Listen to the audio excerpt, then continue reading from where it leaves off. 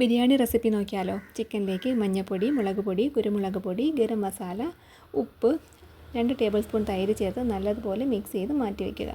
ഒരു പാത്രത്തിൽ എണ്ണ ഒഴിച്ച് ചൂടാക്കുമ്പോൾ അതിലേക്ക് ചിക്കൻ ഇട്ട് വറുത്ത് മാറ്റി വയ്ക്കുക. വേറൊരു പാത്രത്തിൽ എണ്ണ, നെയ്യ് ഒഴിച്ച് ചൂടാക്കുമ്പോൾ ഗ്രാമ്പൂ, പട്ട, ഏലക്ക ചേർത്ത് നല്ലതുപോലെ വഴറ്റി അതിലേക്ക് ചതച്ച് വെച്ചിരിക്കുന്ന പച്ചമുളക്, ഇഞ്ചി, വെളുത്തുള്ളി ചേർത്ത് വഴറ്റാം.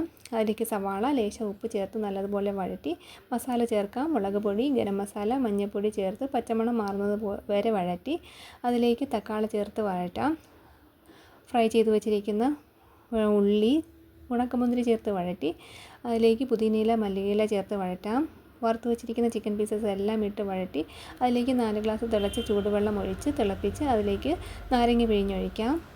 അരിയും ചേർത്ത് നമുക്ക് അടച്ച് വെച്ച് 20 മിനിറ്റ് ചെറിയ ഫ്ലെയിമിൽ നമുക്ക് വേവിച്ചെടുക്കാം. സ്വാദിഷ്ടമായ ബിരിയാണി റെഡി. ടേസ്റ്റ് ചെയ്ത് നോക്കിയാലോ. വാവ്, സൂപ്പർ. Thank you.